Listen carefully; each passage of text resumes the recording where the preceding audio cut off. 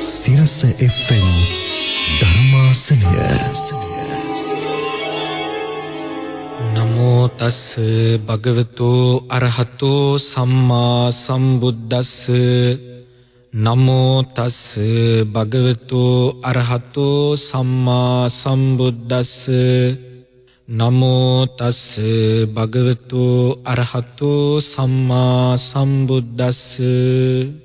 කම්මස්ස කාමානව සත්තා කම්මදායාදා කම්මයෝනි කම්මබන්දු කම්ම පටිසරණෝ කම්මං සත්තේ විපචතේ යදිදං හීන පනීතතායාති.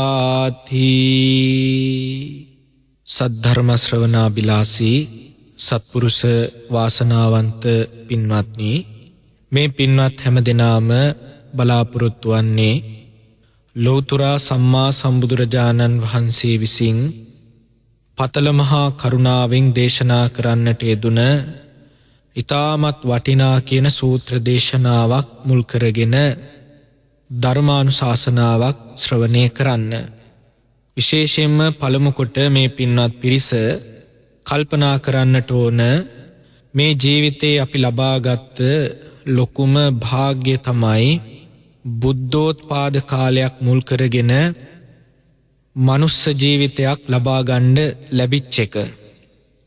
බොහෝ වාර ප්‍රමාණවල අපි මනුස්ස ජීවිත ලබා ගත්තත් බුද්ධෝත්පාද කාලයක් කියන එක බුදුරජාණන් වහන්සේ දේශනා කළේ අතිශය දුර්ලභ කාරණයක්. මනුස්ස උපත කියන එකත් අතිශය දුර්ලභ කාරණයක්.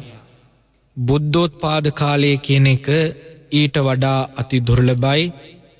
අපිට මේ සංසාර ජීවිතේ ලැබිච්ච මනුස්ස ජීවිත එක්ක කල්පනා කරලා බලපුවාම බුද්ධෝත්පාද කාලයක් මුල් කරගෙන මනුස්ස ජීවිතයක් ලැබුණේ සසර ජීවිතේ අපි පුරන ලද කුසල විපාකයක් වශයෙන්මයි.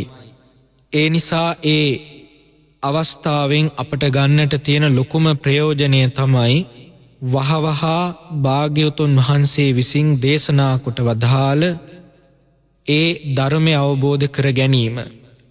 ඒ නිසා මේ පින්වත් පිරිස විශේෂයෙන්ම කල්පනා කරන්නට ඕන, මේ වෙලාවේ ධර්මානුශාසනාවක් ශ්‍රවණය කරමින් තමාගේ තුල යම් කුසලයක් දියුණු කර ගන්නවාද, මේ ශ්‍රවණය කරන ධර්ම දේශනාව මේ ජීවිතයේදීම ධර්මාවබෝධයේ පිණිස හේතු වේවා කියන චේතනාවෙන් යුක්තව මේ දේශනාව ශ්‍රවණය කරන්නට ඕන.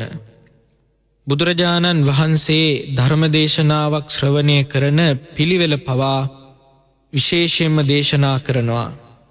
බුදුරජාණන් වහන්සේ දේශනා කරන්නේ සුනාත ධාරේත චරාත ධම්මේ. සුනාත කියලා කියන්නේ ඕහිත සෝතෝ ධම්මං සුනාති, මනාව යොමු කරන ලද කන් ඇතිව ධර්ම දේශනාවක් ශ්‍රවණය කරන්නට ඕන. ඉතින් ධර්ම දේශනාවක් ශ්‍රවණය කරනකොට අපි කොහොමද දෙසවන් ඒ දෙසට යොමු කරනවා කියලා කෙනෙකුට හිතෙන්නට පුළුවන්.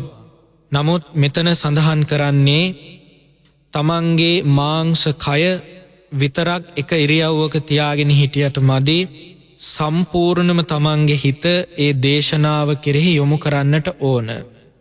අන්න එහෙමුණොත් තමයි ඕහිත සෝතෝ ධම්මං සුනාති කියන කාරණය සම්පූර්ණ වෙන්නේ. ඒ වගේම තමයි ධාරේත. ධාරේත කියලා කියන්නේ ශ්‍රවණය කරන ධර්මය මනාව හිතේ ධාරණය කරගන්නට ඕන, මතක තියාගන්නට ඕන. මේ කාරණේදී බොහෝ අය සඳහන් කරනවා, අනේ ස්වාමින් වහන්සේ අපි දැන් හරි වයසයි, ඒ වගේම අපි ගිහි ජීවිත ගත කරන අය, අපිට බොහෝම වැඩ රාජකාරි බහුලයි, අපට ධර්මයේ මතක තියාගන්නට අපහසුයි. මේ කාර්ය බහුල ජීවිතයත් සමග තියෙන ප්‍රශ්න ගැටලුත් එක්ක කල්පනා කරපුවාම. නමුත් කවුරුත් හොඳට කල්පනා කරලා බලන්නට ඕන කාරණාවක්, අපිට සමහර විට මේ ජීවිතේ අනිත් කාරණා කිසිම දෙයක් අමතක වෙන්නේ නැහැ. සමහර විට මාසෙකට අවුරුද්දකට විතර කලින් කවුරු හරි කෙනෙක් නපුරු කොට වචනයක් කිව්වොත් ඒවා සමහර විට ඉස්පිල්ලක් පාපිල්ලක් නෑර මතක තියෙන අවස්ථා තියෙනවා. එතකොට ධර්මය අමතක වෙලා කෙනෙකුට ඒ වගේ දේවල් මතක තියෙන්න හේතුවක් තියෙන්න ඕන. අමතක වෙනවා නම් කාර්යබහුල ජීවිතේ සමහර විට වයසත් එක්ක සියල්ල අමතක විය යුතුයි. ධර්මය අමතක වෙලා ඒ දේවල් මතක තියෙන්න හේතුව තමයි අපි ධර්මය අහපු සැනින් අමතක කරනවා. නමුත් මේ ජීවිතයට ප්‍රතිබද්ධ සමහර දේවල් අපි නැවත නැවත මනසිකාර කරනවා. එහෙනම් අපට යමක් මතක තියාගන්න අවශ්‍ය නම් අපි ඒ දේ නැවත නැවත මෙනෙහි කළ යුතුයි. ඒ නිසා ශ්‍රවණය කරන ධර්මය මනාව නැවත නැවත මෙනෙහි කරන්න කල්පනා කරන්නට ඕන. ඒ වගේම තමයි ඒ මෙනෙහි කරන ධර්මය මෙනෙහි කරපු තරමට තමන්ගේ හිතේ ධාරණය කරගන්නට පුළුවන්. ඒ වගේ මේ ධාරණය කරගත්ත ධර්මය ජීවිතයට සම්බන්ධ කරගන්නට ඕන. චරාත ධම්මේ කියන කාරණයෙන් සඳහන් කරන්නේ එයයි. ශක්ති පමණින් පුළුවන් පමණින් තමන්ගේ ජීවිතයට මේ ධර්මය එකින් එක සම්බන්ධ කරගන්න තරමට තමන්ගේ ජීවිතේ ධර්මානුකූල කරගන්නට පුළුවන්. ඒකට තමයි ධර්මානුධර්ම ප්‍රතිපත්තිය කියලා කියන්නේ. ඉතින් බුදුරජාණන් වහන්සේ දේශනා කරන්නේ යම් ධර්ම දේශනාවක් ශ්‍රවණය කරනකොට මේ කරුණු තුනෙහි පිහිටා ඒ දේශනාව ශ්‍රවණය කරන්නට ඕන. ඉතින් ඒ කාරණය ධර්මාවාදයක් විදිහට සඳහන් කරමින් අපි මාර්තුකා කළ ගාථාරත්නයට අනුව දේශනාවට අවතීරණය වෙනවා. අද අපි මේ පින්නතුන්ට මාර්තුකා කළ ගාථාරත්නය සඳහන් වන්නේ මජ්ක්‍ධිම නිකායේ චුල්ල කම්ම විභංග සූත්‍රය. මේ සූත්‍රයේ සමහර විට මේ පින්වත් පිරිස මීට කලින් ශ්‍රවණය කරලා ඇති. ඒ වගේම සූත්‍ර පිටකයේ තුල මේ පින්වත් පිරිස පරිශීලනය කරලා ඇති. කෙසේ නමුත් මේ පින්නතුන්ට නැවත දැන ගැනීම පිණිස මේ සූත්‍ර දේශනාව අහලා නැති පිරිසට දැන ගැනීම පිණිස අපි දේශනා කරනවා. විශේෂයෙන්ම මේ සූත්‍ර දේශනාව විවරණය වුණේ මේ මනුෂ්‍ය ලෝකයේ පිළිබඳ ඇතිවෙච්ච ප්‍රශ්නයක් ගැටලුවක් මුල් කරගෙන.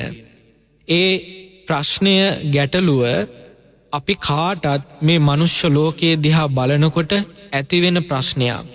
නමුත් අපි හැම දිනාටම කලින් මේ ප්‍රශ්නය ඇති වුණා එදා බුදුරජාණන් වහන්සේ වැඩ ඉන්න සමයේ ජීවත් වෙච්ච මානවකයෙකුට, තරුණයෙකුට. ඒ තරුණයාගේ නම තමයි සුබ කියන මේ මානවකතුමා දවසක් බුදුරජාණන් වහන්සේ දකින්න ජේතවනාරාමයට එනවා.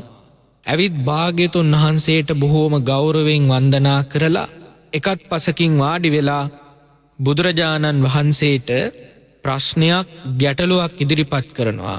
ඒ ප්‍රශ්නයේ ගැටලුව තමයි, ස්වාමීනි භාග්‍යතුන් වහන්සේ, මේ ලෝකේ ඇතැම් මිනිස්සුયો ඉන්නවා. මේ මිනිස්යන්ගේ ජීවිතවල උස් පහත් ભેද තියෙනවා. ඒ මිනිස්සුන්ගේ ජීවිතවල මේ උස් පහත් ભેදේ ඇතිවෙන්න හේතුව මොකක්ද කියලා බුදුරජාණන් වහන්සේගෙන් අහනවා. ඉතින් මේ එක ප්‍රශ්නයක් නෙවෙයි, ප්‍රශ්න 14ක්. ඒ සුබ මානවකයා අහනවා, ස්වාමීනි මේ ලෝකේ ඇතැම් මිනිස්සුયો ඉන්නවා. ඒ මිනිස්සු අල්පායුෂ්කයි. සමහර මිනිස්සු දීර්ඝායුෂ්කයි. ඒ වගේම සමහර මිනිස්සු ඉන්නවා අල්පාබාධ සහිතයි. සමහර මිනිස්සු ඉන්නවා බොහෝ ආබාධ සහිතයි. ඒ වගේම සමහර මිනිස්සු මේ ලෝකෙ උපදිනවා. ඒ මිනිස්සු උප්පත්තියෙන්ම හරි අවලස්සනයි. සමහර මිනිස්සු ඉන්නවා උප්පත්තියෙන්ම හරි ලස්සනයි. ඒ වගේම ස්වාමීනි සමහර මිනිස්සු ඉන්නවා උප්පත්තියෙන්ම හරි දිලිඳුයි, යාචක ජීවිත ගත කරන්නේ. සමහර මිනිස්සු ඉන්නවා ස්වාමීනි හරි පොහොසත්, උප්පත්තියෙන්ම ධනයට ආඩ්‍ය වෙලා, ඒ වගේම බොහෝ භෝගස්කන්ධයකට උරුමකම් කියනවා. සමහර මිනිස්සු ඉන්නවා ස්වාමීනි උපතින්ම පහත් කුලවල උප්පත්තිය ලබනවා. නමුත් ස්වාමීනි සමහර මිනිස්සු ඉන්නවා උප්පත්තියෙන්ම උච්චීන කුලේනයි, උසස් කුලවල උපදිනවා. ඒ වගේම ඇතැම් මිනිස්සු මේ ලෝකේ උපදිනවා. ඒ මිනිස්සුන්ගේ කීර්තිරාවය පැතිරෙන්නේ නැහැ. යසස උස්ව වැඩෙන්නේ නැහැ. කොච්චර උත්සාහ කළත් ප්‍රසිද්ධ වෙන්නේ නැහැ. නමුත් සමහර මිනිස්සු ඉන්නවා ඒ අයගේ කීර්තිරාවය උස්ව නැගෙනවා. කීර්තිරාවය පැතිරෙනවා. ඒ වගේම ඇතැම් මිනිස්සු ඉන්නවා උප්පත්තියම දුෂ්ප්‍රඥයි. කටේ තියෙන කෙල ටික රඳව ගන්න තරම්වත් ඥානයක් නැතුව උපදින මිනිස්සු ඉන්නවා. ඒ වගේම සමහර මිනිස්සු ඉන්නවා උප්පත්තියෙම ප්‍රඥාවන්තයි. මේ විදිහට මේ සුබ මානවකයා මේ මනුෂ්‍ය ලෝකයේ මිනිස්සු අතරම මේ මිනිස්සුන්ගේ උස් පහත්කම් ඇතිවෙන්න හේතුව මොකක්ද කියලා බුදුරජාණන් වහන්සේගෙන් අහනවා. එතකොට කලින්ම අපි කල්පනා කළ යුතුයි මේ ප්‍රශ්න මේ ගැටලු අපිට උනත් මේ මනුස්ස සමාජයේ දිහා බලනකොට ඇති වෙලා තියෙනවා. එතකොට අපි හැමදිනාටම කලින් මේ ප්‍රශ්නය මේ ගැටලුව ඇති වුණා සුබ මානවකයට. එතකොට බුදුරජාණන් වහන්සේගෙන් මේ ප්‍රශ්නය ඇහුවට පස්සේ සුබ මානවකයට බුදුරජාණන් වහන්සේ උත්තර දෙනවා මෙන්න මේ අපි මාර්තුකා කළ ගාථා රත්නයෙන් කම්මස්සකා මානව සත්තා කම්ම දායාදා කම්ම යෝනි කම්ම බන්දු කම්ම පටිසරණෝ. මානවකය ඕකට හේතුව තමයි කර්මය. කම්මස්සකා මානව සත්තා කම්ම දායාදා සත්වයාට තියෙන එකම දායාදය තමයි කර්මය. කම්ම යෝනි සත්වයාගේ උපත තීරණය කරන්නේ කර්මය. කම්ම පටිසරණෝ සත්වයාට තියෙන පිළිසරණ තමයි කර්මය. කම්ම බන්දු සත්වයාට එන ඥාතියා තමයි කර්මය. කම්මං සත්තේ විපචතේ යදිදං හීන පනීතතාය. කර්මය තමයි සත්වයා උස් පහත් ભેදයට ගේන්නේ. එතකොට අපට මනාව පැහැදිලි වෙන දෙයක් තමයි මේ විශේෂයෙන්ම මනුෂ්‍ය ලෝකේ සත්වයාගේ උස් පහත් ભેදයට හේතුව කර්මයේ බව බුදුරජාණන් වහන්සේ දේශනා කරනවා. නමුත් අද වර්තමාන සමාජයෙන් කෙනෙක්ගෙන් ඇහුවොත් මිනිස්යන්ගේ මේ විදිහේ උස් පහත් ભેදයට හේතුව මොකක්ද කියලා සමහර විට දේව භක්තිකයෙක් උත්තර දෙන්නට පුළුවන්. ඕකට හේතුව තමයි ਸਰව බලධාරී දෙවියන් වහන්සේගේ කැමැත්ත. නමුත් අපිට මනාව පැහැදිලි වෙන දෙයක් තමයි බුදුරජාණන් වහන්සේගේ දේශනාවට අනුව පැහැදිලිවම දේශනා කරනවා මනුෂ්‍ය ලෝකේ විශේෂයෙන්ම මිනිස්යන්ගේ උස් පහත් ભેදයට හේතුව කර්මයේ බව. අපි මුලින්ම කල්පනා කරගත යුතුයි අපේ මේ මනුස්ස ශරීරය තීරණය කළේ කවුද? එතකොට බොහෝ අය නවතින තැනක් තමයි ඔය දේව නිර්මාණවාදී. නමුත් මොහොතක් කල්පනා කරන්න මේ ලෝකේ කොච්චර මිනිස්සු ඉන්නවද අන්ධ, ගොළු, බිහිරි, සමහර විට උපතේ ඉඳන් කොර වෙලා, ඒ වගේම සමහර විට අංග ප්‍රත්‍යයන් හරියට පිහිටන්නේ නැතුව, ඒ වගේම උපන්දා ඉඳන් රෝගාතුරව වාසය කරන මිනිස්සු කොච්චර ඉන්නවද? අනිත් එක තමයි මේ නවදොරකින් අසුචි වැగిරෙන ශරීරයක් මවන්න තරම් ඒ දෙවියන් වහන්සේගේ තුල තියෙන කරුණාව මොකක්ද? නමුත් අපි ප්‍රඥාවන්තව කල්පනා කළ යුතු දෙයක් මේ ශරීරය තවත් නිර්මාණවාදීෙක් විසින්වත් මවපු දෙයක් නෙමෙයි. කොටින්ම කියනවා නම් තමන් විසින්වත් නිර්මාණය කරපු දෙයක් නෙවෙයි මේ ශරීරය. මේ ශරීරය ගැන බුදුරජාණන් වහන්සේ දේශනා කරනවා මේ ශරීරය කියන එක නිර්මාණය වෙච්ච හේතු 4ක් තියෙනවා. ඒ හේතු 4 තමයි කර්ම, චිත්ත, ඍතු, ආහාර. කර්මය කියලා කියන්නේ අපි පෙර කරගත් කුසල අකුසල කර්ම විපාක. එතකොට පෙර කරන ලද කුසල අකුසල කර්මයන්ගේ විපාකයෙන් තමයි මේ ජීවිතේ ශරීරය උපදින්නේ, ශරීරය තීරණය කරන්නේ. ඒක එක සාධකයක්. ඊළඟ කාරණේ තමයි චිත්ත. චිත්ත කියලා කියන්නේ අපේ මේ රූපකය ආශ්‍රය කරගෙන පවතින යම් ශක්තියක් තියෙනවා. හරියට විදුලි බල්බයක් දැල්වෙන්නට විදුලිය නැමැති ශක්තිය ආධාර වෙනවා වගේ. මෝටරයක් කැරකෙන්නට ඒ මෝටරයට නොපෙනෙන්නා වූ ශක්තියක්, ඒ තමයි විදුලිය ආධාර වෙනවා වගේ මේ ශරීරයේ ක්‍රියාත්මක වෙන්නට බලපාන ශක්තියක් තියෙනවා. ඒ තමයි චිත්ත කියලා කියන්නේ. එතකොට මේ ශරීරයේ පවතින්න හිත අවශ්‍යයි. දැන් මරණයට පත්වීම කියලා කියන්නේ ශරීරයෙන් හිත ඉවත් වෙනවා. ඒ ඉවත් වීමත් එක්කම මේ ශරීරයේ දර කඩක් වගේ බිම ඇදගෙන වැටෙනවා. එහෙනම් අපි දන්නවා මේ ශරීරයේ පවතින හිත අවශ්‍යයි. අනිත් එක තමයි කල්පනා කරන්න හිත කියන එක මේ ශරීරය පාලනය කරනවා කියන එකට හොඳම නිදර්ශනයක් තමයි. බලන්න හිත නිසා හටගන්න රෝග නැද්ද?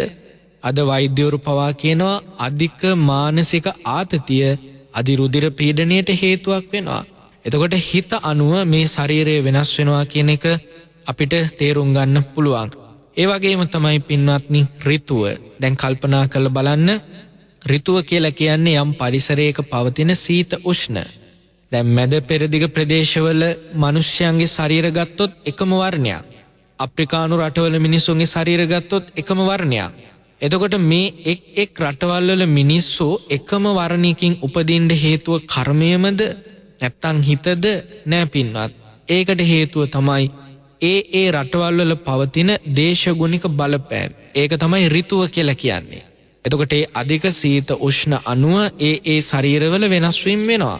ඒ වගේම තමයි ආහාර. දැන් කල්පනා කරන්න මේ ශරීරයේ පවතින ඊළඟට අපි උදේ දහවල් සවස ආහාර ගත යුතුයි. එතකොට මේ යම්කිසි කෙනෙක් ආහාර ගන්නේ නැතුව හිටියොත් මේ ශරීරය ඒත් පවත්වන්නට පුළුවන්කමක් නැහැ. එහෙනම් අපිට හොඳටම පැහැදිලි මේ ශරීරය පවතින්නේ කර්ම, චිත්ත, ඍතු, ආහාර කියන මෙන්න මේ හතරේ උපකාරයෙන්. එතකොට මේ කරුණු හතරෙන් ප්‍රධානම දෙයක් තමයි කර්මය කියලා කියන්නේ. එහෙනම් මේ පින්වත් පිරිස කල්පනා කරන්න බුදුරජාණන් වහන්සේ සුබ මානවකයට පැහැදිලි කළා කර්මය තමයි කව සත්‍යයාගේ මේ ජීවිතේ උස් පහත් ભેදේ තීරණය කරන්නේ. කර්මය තමයි කව සත්‍යයාට ඉන්න ඥාතියා සත්‍යයා දායාද කොටගෙන පවතින්නේ. නමුත් මේ විදිහට දේශනා කළාට සුබ මානවකයට මේ කාරණිය තේරුණේ නැහැ. ඒ නිසා බුදුරජාණන් වහන්සේට ආරාධනාවක් කරනවා ස්වාමීනි මට ඔය කාරණිය තව ටිකක් විස්තර කරලා දේශනා කරන්න. ඒ කියන්නේ මම අහපු ප්‍රශ්නය මම ඇහුවේ සමහර මිනිස්සු ඉන්නවා අල්පාබාධයි, සමහර මිනිස්සු බොහෝ ආබාධයි, සමහර මිනිස්සු දීර්ඝායුෂ්කයි, සමහර මිනිස්සු අල්පායුෂ්කයි. ඒ වගේම සමහර මිනිස්සු ලස්සනයි, සමහර අය අවලස්සනයි. එතකොට මොන කර්මයෙන්ද සමහර අය දීර්ඝායුෂ්ක වෙන්නේ? මොන කර්මයෙන්ද සමහර මිනිස්සු අල්පායුෂ්ක වෙන්නේ? මොන කර්මයෙන්ද මිනිස්සු අල්පාබාධ වෙන්නේ? මොන කර්මයෙන්ද මිනිස්සු බොහෝ ආබාධ සහිත වෙන්නේ? මේ විදිහට බුදුරජාණන් වහන්සේට ආරාධනාවක් කළා මට මේක තව ටිකක් විස්තර කරලා විභාග කරලා දේශනා කරනවා නම් හොඳයි කියලා. අන්න එතනදී බුදුරජාණන් වහන්සේ මේක විස්තර කරලා දේශනා කරනවා. එහෙනම් මානවකය මනාව ශ්‍රවණය කරන්න මම දේශනා කරන්නම් කියලා බුදුරජාණන් වහන්සේ මේ චුල්ල කම්ම විභංග සූත්‍රය ආරම්භ කරනවා. මානවකය මේ ලෝකේ ඇතැම් මිනිස්සු උපදිනවයි කිව්වා අල්පායුෂ්කයි. අල්පායුෂ්කයි කියලා කියන්නේ පින්වත්නි අඩු ආයුෂෙන් මරණයට පත් වෙනවා. දැන් මේ පින්නතුන්ට උනත් ඕන තරම් ඒ වගේ මරණ අරමුණු වෙලා ඇති. සමහර මිනිස්සු මව් කුසේම මරණයට පත් වෙනවා. සමහර අය මව් කුසේ වැඩිලා බිහි වෙන්නට ලං ආසන්නයේ මරණයට පත් වෙනවා. සමහර මිනිස්සු මව් උපතේදී මව් කුසෙන් බිහි වෙනකොට මැරෙනවා. සමහර අය හොඳ ළමා කාලයේදී මැරෙනවා. ඒ වගේම තමයි හොඳ භද්‍ර යෞවනයේදී මරණයට පත් වෙනවා. ඒ වගේම තමයි සමහර අය මැදි වයසේදී මරණයට පත් වෙනවා. සමහර විට ඒ වගේ මරණවලට අපි නොයෙක් හේතු දක්වන්නට පුළුවන්. ඒ කෙනා අහවල් රෝගය නිසානේ මලේ. ඒ කෙනා අහවල් උපක්‍රමයේ නිසානේ මලේ. ඒ කෙනා අහවල් කෙනාගේ විනාශය නිසානේ මලේ කියලා අපි ඒකට නොයෙක් හේතු දකින්නට පුළුවන්. නමුත් අපි නොදකින බුදුරජාණන් වහන්සේ දකින ප්‍රධාන හේතුවක් පෙන්නනවා. ඒ තමයි ඒ කෙනා පෙර කරගත්ත කර්මය. పూర్ව කර්ම විපාකයේ නිසා සමහර අය මරණයට පත් වෙනවා. ඒක බුදුරජාණන් වහන්සේ දේශනා කරනවා මානවකය මේ ලෝකේ විශේෂයෙන්ම මේ මනුස්ස ජීවිතයේ කෙනෙකුට අල්පායුෂ්ක වෙන්න හේතුව තමයි කියනවා පෙර කරන ලද අකුසල කර්මයක්. මොකක්ද? යම්කිසි සත්වෙක් මේ ජීවිතේ විශේෂයෙන්ම මිනිස්සෙක් මේ ජීවිතේ අල්පායුෂ්කයි නම් ඔහු මීට කලින් ආත්ම භාවික මනුෂ්‍ය ජීවිතයක් ලබාගෙන ඉඳද්දී සත්වයන් කෙරෙහි අකාරුණිකව ද්වේෂ සහගතව ප්‍රාණඝාත කළා නම් ඒ කෙනා මරණින් මතු යනවයි කිව්වා අපායේ. ඔන්න හොඳට පැහැදිලි කරගන්න යම් කිසි කෙනෙක් මේ ජීවිතේ අල්පායුෂ්ක වෙන්නට හේතුව ඒ කෙනා පෙර ජීවිතයක සත්වයන් කෙරෙහි අකාරුණිකව ද්වේෂ සහගතව ප්‍රාණඝාත කළා නම් එයා මරණින් මතු යනවයි කිව්වා අපායේ. එහෙනම් ප්‍රාණඝාත කළොත් උපදින්නේ අපායේ. මොකද ඒ කාරණයක් අපි පැහැදිලි කරගත යුතුයි. ප්‍රාණඝාතය කියලා කියන්නේ දස අකුසල කර්මපතයට ගැනෙන අකුසලයක්. එතකොට යම්කිසි කෙනෙක් ප්‍රාණඝාතයක් කළොත් ඒක නිරයගාමි අකුසලයක්. ඒක නිරයට අරගෙන යන්න සමත් අකුසලයක්. හැබැයි බුදුරජාණන් වහන්සේ මෙතන දේශනා කරනවා ප්‍රාණඝාතයක් කළොත් එයා අපායට යන්න පුළුවන්. හැබැයි යම් හේකින් ඒ කෙනා එනවා මනුෂ්‍ය ලෝකෙට. අන්න ඒකත් වැදගත්. යම්කිසි කෙනෙක් අපායේ නොගිහින් මනුෂ්‍ය ලෝකයකට ආවොත් ආන් එයාගේ ආයුෂ අල්පයි. එතකොට මෙතනදී අපි පැහැදිලි කරගන්නට ඕන කෙනෙක් ප්‍රාණඝාත කරපු පමණින් ඒකාන්තයෙන්ම නිර යනවා කියලා කියන්නට පුළුවන්කමක් නැහැ. එහෙම පුළුවන් ආනන්තරීය පාප කර්ම කරගත්තොත් පමණයි. මෙයා නම් ඒකාන්තයෙන්ම යන්නේ නිරයේ කියලා කියන්නට පුළුවන් ආනන්තරීය පාප කර්ම කරගත්තොත්. හැබැයි එතනින් කියන්නේ අනිත් පාප කර්ම කරා කියලා ඒකාන්තයෙන් යනවා කියලා කියන්නේ නැහැ. නමුත් ඒක නිරයගාමි අකුසලයක්, අපායට වැටෙන අකුසලයක්. එතකොට අපි තේරුම් ගන්නට ඕන ඒකාන්තයෙන් ඊළඟ ජීවිතේ නිරයට යන අකුසල් අතර තියෙන ආනන්තරීය පාප කර්ම පහ. දැන් කල්පනා කරන්න අඟුලිමාල ස්වාමින් වහන්සේ 1000කට අධික පිරිසක් මැරුවා. නමුත් බුදුරජාණන් වහන්සේ හමුවේ ආයතීන් සංවරේ පිහිටපු නිසා උන්වහන්සේට ඒ කර්මය ප්‍රබල වශයෙන් විපාක පිණිස දුන්නේ නැහැ. විපාක පිණිස ආවේ නැහැ. නමුත් යම් හේකින් ඒ වෙලාවේ තමන්ගේ අම්මව ඝාතනය වුණා නම් අදටත් විශේෂයෙන්ම අඟුලිමාල ස්වාමින් වහන්සේට මේ සසරෙන් නිදහස් වෙන්න පුළුවන්කමක් නැහැ. එතකොට අන්න ආනන්තරීය පාප කර්මයක තියෙන බලවත්කම මොකක්ද? ඒ කාන්තේ ඊළඟ ජීවිතේ නිරයට අරගෙන යනවා. ඒක ගරුක කර්මයක්. නමුත් අනිත් ප්‍රාණඝාත සිද්ධ කරගත්තට කෙනෙකුට අපායෙන් ගැලවෙන්න පුළුවන්කමක් තියෙනවා ඊට වඩා කුසලයේ දියුණු කරගත්තොත්. එතකොට මෙතන බුදුරජාණන් වහන්සේ දේශනා කරනවා ඉතින් කෙනෙක් ප්‍රාණඝාත කරනවා හැබැයි මරණාසන්න මොහොතේ කුසල සිතුවිල්ලක් ඉස්මතු කරගෙන එයා මනුෂ්‍ය ලෝකෙට එනවා. අන්න එතනදී තමයි මේ විපාකේ බලපාන්නේ. එයා මනුෂ්‍ය ලෝකෙට ආවට මොකද කලින් ප්‍රාණඝාත කරලා තිබ්බ නිසා එයාට මේ ජීවිතේ ආයුෂ අඩු වෙනවා. ඉතින් මේකට බොහෝම හොඳ නිදර්ශනයක් බුදුරජාණන් වහන්සේ දෙනවා. විශේෂයෙන්ම පින්වත්නි මේ ශාසනයේ හිටියා එක්තරා භික්ෂුවක්.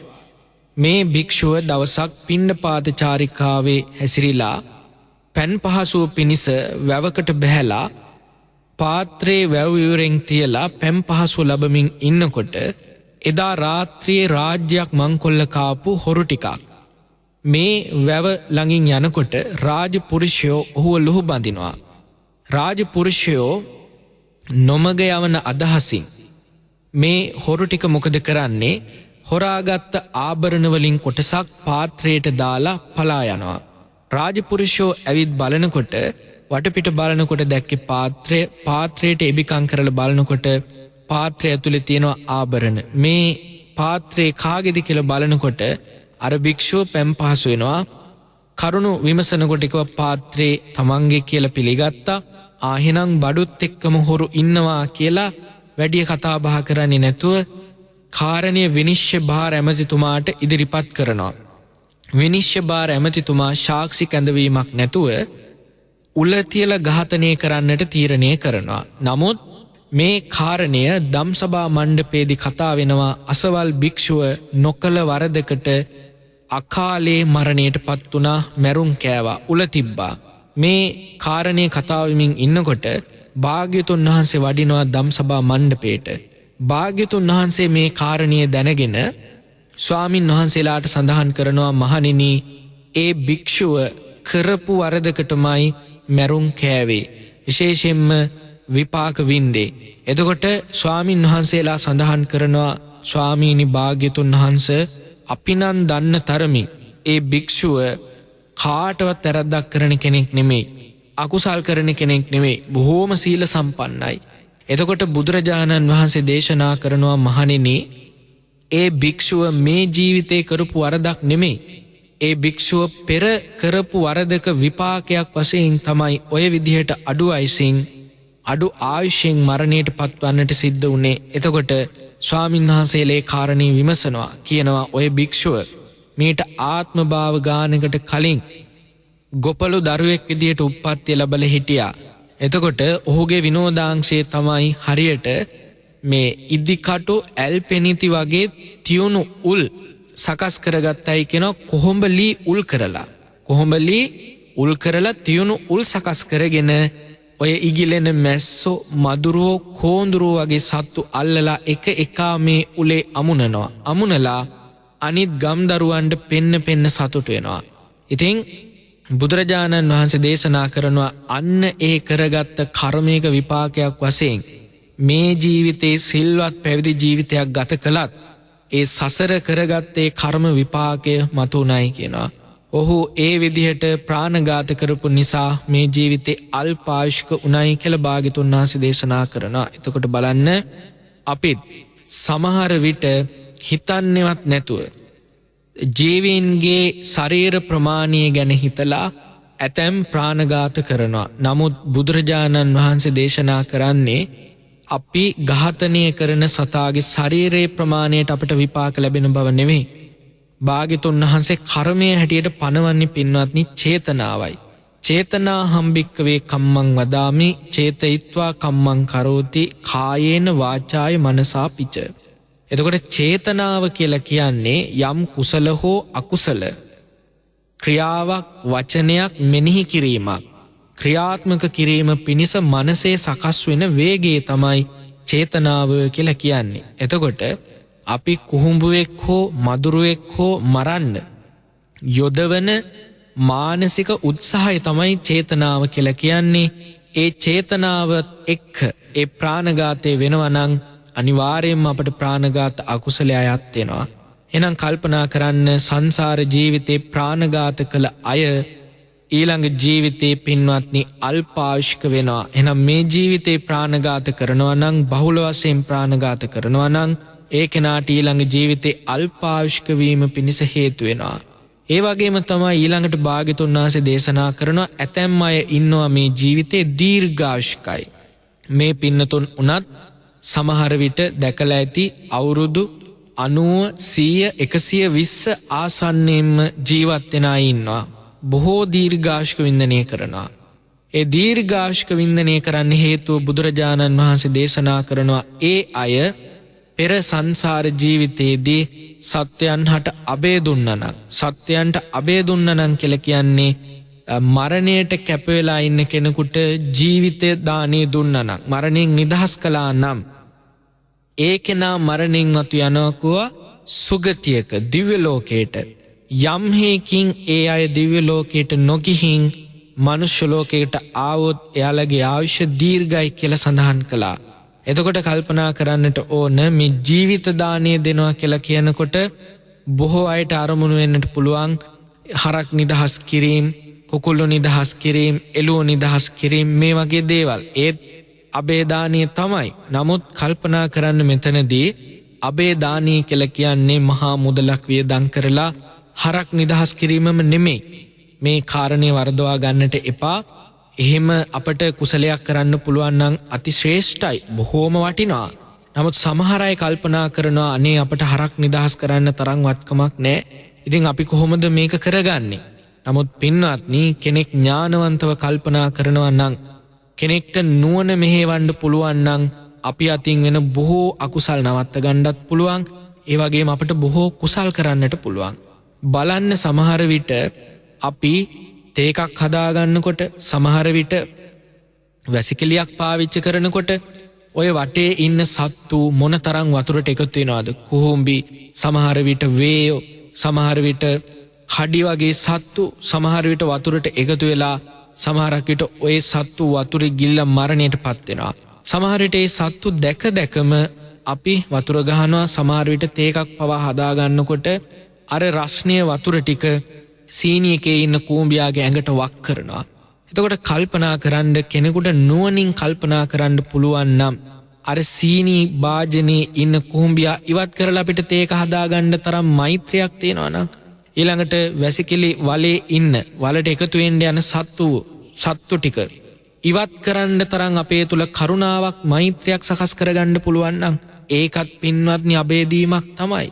එතකොට බලන්න අපිට හොඳට නුවණ තියෙනවා නම් කොච්චර කුසල් කරගන්න පුළුවන්ද. අනිත් එක තමයි සමහර විට කෙනෙක් හිතන්න පුළුවන් මගේ අතින් නම් ප්‍රාණඝාත වන්නේ නැහැ කියලා සමහර අය කල්පනා කරනවා. නමුත් අපි හිතන්නේවත් නැති විදිහට අපි අතින් ප්‍රාණඝාත වෙනවා. බලන්න බොහෝ ස්ත්‍රී පක්ෂය සමහර විට මේ ඔළුවේ ඉන්න උකුණෝ එකිනෙකා තෝරලා අරගෙන හරි පරිස්සමෙන් තමන්ගේ නියසිල උඩ තියාගෙන ඒ සතාව බිඳිනා.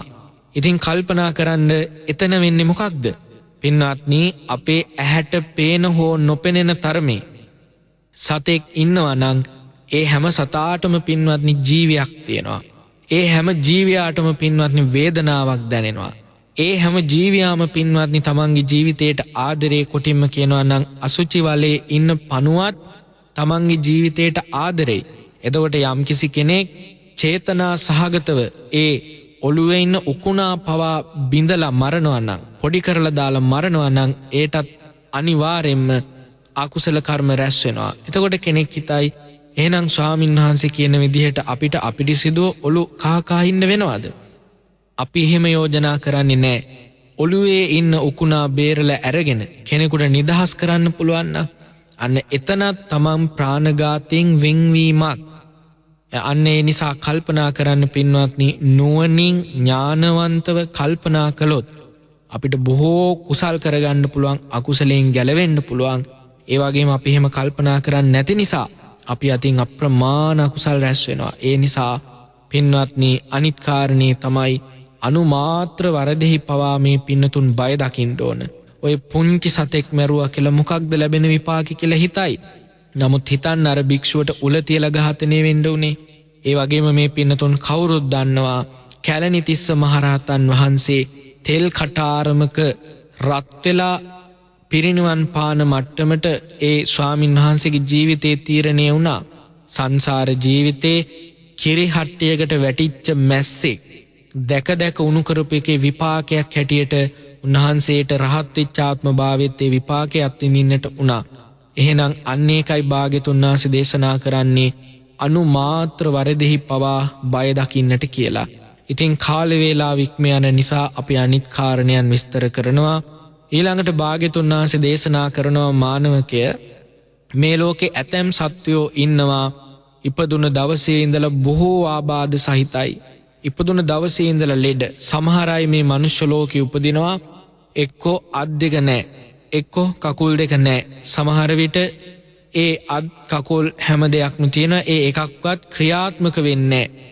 ඒ වගේම තමයි එක්කෝ ඇස් දෙක පේන්නේ නැහැ, කතා කරගන්නට බෑ. සමහර විට උපතින්ම පිළිකා රෝග, හෘදයාබාධ මේ වගේ බොහෝ ආබාධ සමහර අයට වැළඳෙනවා. ඒ වගේම ජීවිත කාලෙම ඖෂධත් එක්කම බෙහෙත් එක්කම ගත කරන්නට වෙන අය ඉන්නවා. එතකොට බුදුරජාණන් වහන්සේ දේශනා කරනවා ඒ ආබාධ බහුලය. ආබාධ බහුලය උපදින්න හේතුව තමයි බුදුරජාණන් වහන්සේ දේශනා කරනවා එයා පෙර සසර කරගත්ත කර්ම. කෙනෙක් පෙර ජීවිතේ සත්වයන් කෙරෙහි අකාරුණිකව ද්වේෂ සහගතව සත්වයන්ට හිංසා කළා නම්, සත්වයන් නිතර පෙළුවා නම්, සත්වයන්ට පීඩා කළා නම් ඒ අය මරණින් වතු යනකව අපායේ. යම් හේකින් ඒ අය අපායේ නොගිහින් මනුෂ්‍ය ලෝකයකට ආවොත් අන්න ඒ අයට භාග්‍යතුන් වහන්සේ දේශනා කරනවා ආබාධ සහිතයි. ඒ අය බොහෝ ආබාධ සහිතව උපදිනවා. ඉතින් මේකෙදි හොඳම නිදර්ශනයක් මේ පින්නතුන්ට දෙන්නට පුළුවන් පුබ්බ කම්ම පිලෝතික අපදානය. පුබ්බ කම්ම පිලෝතික අපදානය කියලා කියන්නේ භාග්‍යවතුන් වහන්සේට විපාක දීපු කර්ම විපාක 11ක් තියෙනවා. ඒ කර්ම විපාක අතර භාග්‍යවතුන් වහන්සේට එක විපාකයක් ලැබුණා. උන්වහන්සේට සැරින් සැරේ හිසේ අමාරුවක් හැදුනා. ඒ හිසේ අමාරුවට හේතුව හැටියට පෙන්වන්නේ මීට ආත්මභාව ගානකට කලින් උන්වහන්සේ කෙවුළු ගමක උප්පත්තිය ලැබලා හිටියා. ඒ කෙවුළු ගමේ උප්පත්තිය ලැබලා ඉන්නකොට උන්වහන්සේ මාළු මැරුවෙත් නැහැ, අනුබල දුන්නෙත් නැහැ, උදව් කරෙත් නැහැ. හැබැයි මොකද්ද කරගත්ත අකුසලය? දවසක් ආරංචියක් එනවා අද අපේ ඥාතීන් මාළු ගොඩාක් ගොඩ දාලා. ඒ කාරණය ඇත්තද කියලා දකින්න යාළුවොත් එක්ක ගියා. යනකොට වැව් ඉවුරට එදා මාළු ගොඩාක් ගොඩ දාලා. ගොඩ දාලා ඉන්න මාළු ඔක්කොම ගැහෙනවා. ඒ ගැහෙන මාළු දිහා බලලා සතුටුනා මේ මාළු ටික මැරුණොත් අපිට මහා ලාභයක්. එතකොට ඒ ඇති කරගත්ත සිතුවිල්ල හැබැයි ප්‍රාණඝාත කළෙත් නැහැ, අනුබල දුන්නෙත් නැහැ, උදව් කරෙත් නැහැ, කිසිමයකින් ප්‍රාණඝාතයක් උනේ නැහැ. හැබැයි කරගත්ත අකුසලයේ මොකක්ද?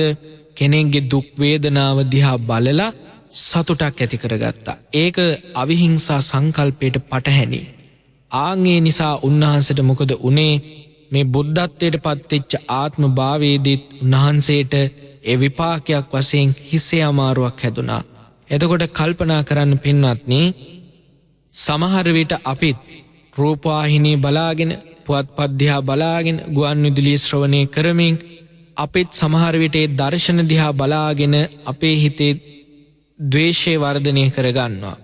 විශේෂයෙන්ම ටෙලිනාට්‍යයක සමහර විට දුෂ්ට චරිත හමුවේ ඒ දුෂ්ට චරිතවලින් ඒ නාට්‍ය ප්‍රධාන චරිතවලට හානි වෙනකොට අපි මොකද කරන්නේ? අපේ මනස දුෂ්ට කරගන්නවා. මේක පොඩි දෙයක් කියලා කෙනෙකුට හිතෙන්නට පුළුවන්. නමුත් කල්පනා කරන්න, ඇත්තටම ඒ නාට්‍යයත් එක්කලා තමන්ගේ ද්වේෂය වර්ධනය වෙනවා. ද්වේෂය වර්ධනය වෙන දර්ශන දිහා බලාගෙන ද්වේෂය වර්ධනය කරගන්නවා. රාගය වර්ධනය වෙන දර්ශන දිහා බලාගෙන රාගය වර්ධනය කරගන්නවා. හාස්‍ය වර්ධනය වෙන දර්ශන දිහා බලාගෙන හාස්‍ය වර්ධනය කරගන්නවා. එතකොට අපේ මනසේ වෙනසක් වෙලා නැද්ද? වෙලා තියෙනවා. එතකොට මනස තුල රැස් කරගන්න ඒ ලෝභ, ද්වේෂ, මෝහ කියන අකුසලයන්ටත් පින්වත්නි විපාක සකස් වෙනවා. එතකොට අන්න අපිට යම්කිසි විදිහකට වැඩිපුර අපේ මනස දුෂ්ට කරගන්න අපේ තුල වැඩෙන්නේ පින්වත්නි විහිංසාකාරී සිතුවිලි. හිංසාකාරී සිතුවිලි වැඩි වෙන්න ඒ දේවල් වලට විපාක සකස් වෙනවා. මේකම තමයි පින්වත්නි අයෝනිසෝ මනසිකාරය කියලා කියන්නේ. යමක් දිහා බලාගෙන වැරදි විදිහට මෙනෙහි කිරීම. ඒ කියන්නේ අනුවණින් මෙනෙහි කිරීම. ඉතින් ඒ නිසා මේ පින්වත් පිරිස කල්පනා කරන්න, බෝසතාණන් වහන්සේට අර ගොඩ දාපු මාළුවෙක් දිහා බලාගෙන ඉඳලා ඒ දුක් විඳිනවා දිහා බලාගෙන සතුටු වෙලා ඉච්ඡර විපාකයක් සකස් වුණා නම් අපිත් සමහර වෙලාවට අපේ වෛරක්කාරයෝ, අපේ තරහකාරයෝ දිහා බලාගෙන අපි ද්වේෂය වර්ධනය කරගන්නවා. ඒවට අපට විපාක සකස් වෙනවා. ඒ වගේම තමයි ඇතැම් මිනිස්සු මේ ලෝකේ උපදිනවා. ඒ මිනිස්සු අල්පාබාධ සහිතයි. අල්පාබාධ සහිත මිනිස්සු උපදින්න හේතුව තමයි සංසාර ජීවිතේ සත්‍යයන්ට මෛත්‍රියෙන්, කරුණාවෙන් උපස්ථාන කිරීම. දුකටපත් වෙච්ච සත්‍යයන්ට මෛත්‍රියෙන්, කරුණාවෙන් යම්කිසි කෙනෙක් සලකනවා නම්, උපස්ථාන කරනවා නම් ඒ අය මරණින් මතු දිව්‍ය ලෝකයකට යනවා. මනුෂ්‍ය ලෝකයකට ආවොත් ඒ අය අල්පාබාධ සහිත උපදිනවා. ඉතින් කාල වේලාව ඉක්ම යන නිසා අනිත් කාරණා ටික සැකවින් දක්වනවා. ඊළඟට බුදුරජාණන් වහන්සේ දේශනා කරනවා සමහර අය මේ ලෝකෙ උපදිනවා උපතින්ම හරි අවලස්සනයි, දුර්වර්ණයි.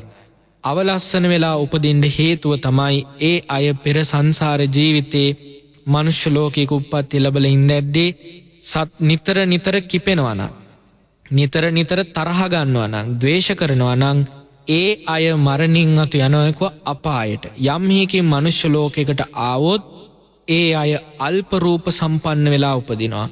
ඒ වගේම තමයි සමහර අය ඉන්නවා මේ මනුෂ්‍ය ලෝකේ මහා රූප සම්පත්තියකින් යුක්තව උපදිනවා. බොහෝ රූප සම්පන්නයි. ඒ ලස්සන වෙලා උපදින්න හේතුව තමයි භාග්‍යවතුන් වහන්සේ දේශනා කරනවා ඒ අය සංසාර ජීවිතේ විශේෂයෙන්ම මෛත්‍රී ප්‍රගුණ කිරීම, විශේෂයෙන්ම සත්‍යයන් කෙරෙහි මෛත්‍රිය දියුණු කරනවා නම් එයාලා මරණින් මතු දිව්‍ය ලෝකයකට යනවා. යම් හේකින් මනුෂ්‍ය ලෝකයකට ආවොත් ඒ අය මහා රූප සම්පන්නයි කිව්වා. ඊළඟට භාග්‍යතුන් වහන්සේ දේශනා කරනවා සමහර අය ඉන්නවා මේ ලෝකේ අල්ප භෝගස්කන්ධයක් සහිතව උපදිනවා යාචක ජීවිත ගත කරන්නේ. හරි දුප්පත් දෙලිඳුයි. ඒ දිලිඳු වෙලා උපදින්න හේතුව තමයි සංසාර ජීවිතේ දන් නොදීම. දන් දෙන්නේ නැත්තම් දන් දෙන අය වළක්වනවා නම් ඒ අය මරණින් මතු යනවා අපායේ. යම් හේකින් ඒ අය මනුෂ්‍ය ලෝකයකට ආවොත් ඒ අය විශේෂයෙන්ම දිලිඳු වෙලා උපදිනවා කිව්වා. යාචක ජීවිත ගත කරන්න කියලා භාග්‍යතුන් වහන්සේ දේශනා කළා. ඉතින් මේකට හොඳම නිදර්ශනය තමයි මේ පින්නතුන් අහලා ඇති ආනන්ද සිටුවරයා. ආනන්ද සිටුවරයා කියලා කියන්නේ භාග්‍යවතුන් වහන්සේ වැඩ ඉන්න කාලේ 80 කෝටියක් ධනිය තිබිච්ච කෙනෙක්. නමුත් ඔහුට ඒ 80 කෝටියේ ධනිය ලැබුණි සංසාරේ පුරන ලද කුසලයක විපාකයක් වශයෙන්. හැබැයි ඒ ජීවිතේ හරි මසුරුයි. තඹ දොයිටෝක දෙයක් දන් දෙන්නට එපා කියන එකයි තමන්ගේ මුලසිරි සිටුතුමා තමන්ගේ පුතාට නිතර අනුශාසනා කළේ. ඉතින් ඔය විදිහට දානිය දුන්නෙත් නෑ, අනිත් කෙනෙක්ව දානිය යෙදෙව්වෙත් නෑ. අන්තිමේටම මරණයට පත් වෙලා යාචක කුලයක ගිහිල්ලා උප්පත්තිය ලැබුවා. යාචක කුලයක් කියලා කියන්නේ හිඟා කාල ජීවත් වෙන කුල පරම්පරාවක තමයි මෙයා ඉපදුනේ. එතකොට අන්න හොඳට කල්පනා කරන්න කිව්වා දන් දුන්නේ නැත්තම් දන් දෙන අය වැළැක්වුවොත් මරණයෙන් පස්සේ අපායට යනවා. එහෙම නැත්තම් මනුෂ්‍ය ලෝකයකට ආවොත් යාචකයෙක් වෙලා උපදිනවා. දැන් බලන්න සිටුවරයෙක් විදියට හිටපු කෙනා 80 කෝටියකට වැඩිය ධනිය තිබිච්ච කෙනා ආය මනුෂ්‍ය ලෝකෙම යාචකයෙක් වෙලා උප්පත්තිය තීරණය කරා. ඒ වගේම සමහර අය ඉන්නවා උපතින්ම ධනෙන් ආඩ්‍යයි. මහා භෝගස්කන්ධයකට උරුමකම් කියන අය ඉන්නවා. එතකොට ඒ අය එහෙම වෙන්න හේතුව තමයි සංසාර ජීවිතේ දන් දීම. ඒ වගේම දන් දෙන අය ඒ විශේෂයෙන්ම දානයට යොමු කිරීම. ඒ අය මරණින් මතු දිව්‍ය ලෝකයකට යනවා, මනුෂ්‍ය ලෝකයකට ආවොත් බොහෝ භෝගස්කන්ධයකට උරුමකම් කියනවා. ඊළඟට භාග්‍යතුන් වහන්සේ දේශනා කරනවා සමහර අය පහත් කුලවල උපදිනවා. පහත් නීච කුලවල උපදිනවා. ඒ පහත් කුලවල උපදින්න හේතුව තමයි ඒ අය පෙර සංසාර ජීවිතේ ගරු කළ යුත්තන්ට ගරු නොකිරීම. කවුද ගරු කළ යුත්තෝ? වයෝවෘද්ධ, තපෝවෘද්ධ, ගුණෝවෘද්ධ, සීලවෘද්ධ. වෘද්ධ කියලා කියන්නේ වැඩිහිටි. Tamanට වඩා වයසින්, සීලයෙන්, ගුණයෙන්, තපසින් වැඩිහිටි අය ඉන්නවා නම් ඒ අයට පෙරගමන් කළ යුතුයි, ගරු කළ යුතුයි, වන්දනා කළ යුතුයි, වචනෙන් සත්කාර කළ යුතුයි. එසේ ගරු කළ යුත්තන්ට ගරු නොකරන්නේ නම් ඔහු මරණින් මත්තේ යනවයිකව අපායට. යම් හේකින් ඒකෙනා මනුෂ්‍ය ලෝකයකට ආවොත් නීච කුලවල උපදිනවා. එතකොට උච්චීන කුලීන වෙන්න හේතුව තමයි ගරු කළ යුත්තන්ට ගරු කිරීම. ඒ වයෝවෘද්ධ ඇත්තන්ට, ගුණෝවෘද්ධ, සීලවෘද්ධ, තපෝවෘද්ධ ඇත්තන්ට සම්මාන සත්කාර කරනවා නම්, පෙරගමන් කරනවා නම්, වන්දනාමාන කරනවා නම් ඒ අය උච්චීන කුලීන වෙලා උපදිනවයි කිව්වා. ඊළඟට භාග්‍යතුන් වහන්සේ දේශනා කරනවා ඇතැම් අය උපදිනවා උපතින්ම ඒ අයගේ යසස වැඩෙන්නේ නැහැ, කීර්තිරාවය පැතිරෙන්නේ නැහැ, ඒ වගේම ප්‍රසිද්ධ වෙන්නේ නැහැ. ඒකට හේතුව තමයි ඒ අය පෙර සංසාර ජීවිතේ සත්වයන් විශේෂයෙන්ම මනුෂ්‍යයෝන්ගේ දියුණුවේදී සතුටු නොවිච්ච අය. දැන් සමහර අය ඉන්නවා මේ ජීවිතේ බොහෝම දක්ෂතා තියෙනවා. හැබැයි ඒ මොන දක්ෂතා තිබුණත් එයාලගේ යසස වැඩෙන්නේ නැහැ, කීර්තිරාවය පැතිරෙන්නේ නැහැ. ඒකට හේතුව පෙර සසර අනිත් අයගේ සැපයට ගැරහෙව්වා නම්, අනිත් අයගේ සැපයට ඊර්ෂ්‍යා කළා නම් ඒ අය මරණින් මතු අපායට යනවා කිව්වා. අපායට නොගිහින් මනුෂ්‍ය ලෝකේ උපත කරා ආවොත් අන්න ඒ අයගේ කීර්තිරාවය පැතිරෙන්නේ නැහැ කිව්වා. එයාලගේ යසස වැඩෙන්නේ නැහැ කිව්වා. එහෙනම් ඊර්ෂ්‍යා කරන අයට ඊළඟ ජීවිතේ යසස වැඩෙන්නේ නැහැ. එයාලගේ මේ පිරිස සම්පත්තිය වැඩෙන්නේ නැහැ කියනවා. නමුත් සමහර අය ඉන්නවා පිරිස සම්පත්තියෙන් වැඩි යසසෙන් ආඩ්‍යව ගත කරනවා. ඒකට හේතුව තමයි පෙර සංසාර ජීවිතේ අන් අයගේ සැපේදී සතුටු වෙනවා නම්, ඒ වගේම අනිත් අයගේ දියුණුවේදී සතුටු වෙනවා නම් ආන් ඒ අය මරණින් මතු දිව්‍ය ලෝකයකට යනවා. මරණින් මතු මනුෂ්‍ය ලෝකයකට ආවොත් ඒ අයගේ කීර්තිරාවේ පැතිරෙනවා, ප්‍රසිද්ධ වෙනවායි කිව්වා. අවසානම කාරණා දෙක භාග්‍යතුන් වහන්සේ දේශනා කරනවා. සමහර අය ඉන්නවා උපතින්ම දුෂ්ප්‍රඥයි. කටේ තියෙන කෙල ටික රඳව ගන්නවත් තරම් නුවණක් නැතුව මන්ද මානසික උපදින අය ඉන්නවා.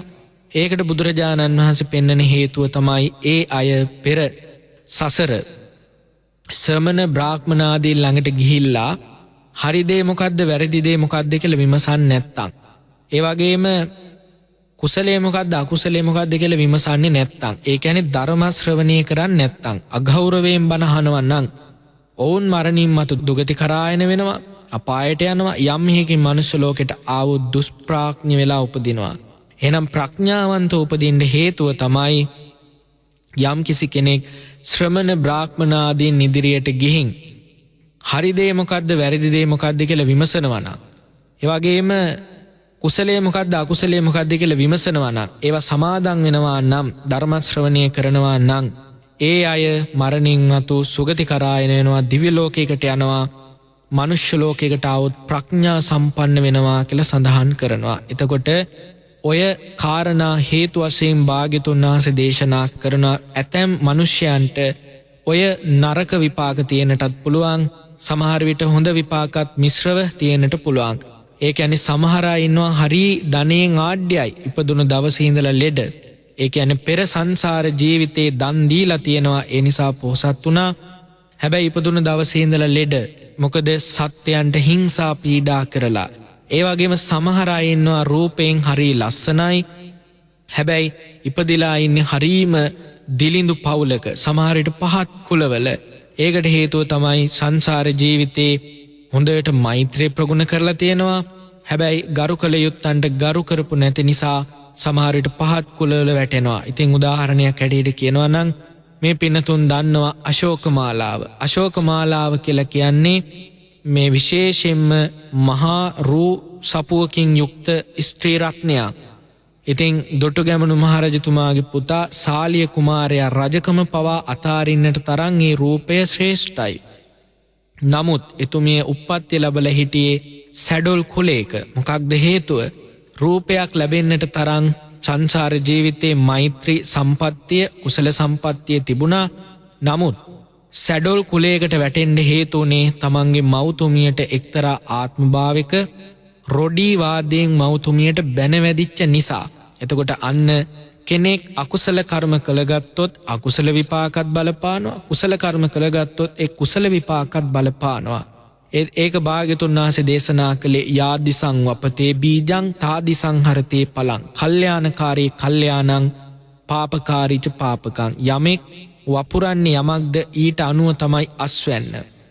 වී වැපුරුවොත් වී ලැබෙනවා, කුරක්කං වැපුරුවොත් කුරක්කං ලැබෙනවා. ඒ වගේ කල්යාණකාරී කල්යාණං, කල්යාණ කර්ම කළොත් කල්යාණ විපාක, පාප කර්ම කළොත් පාප විපාක.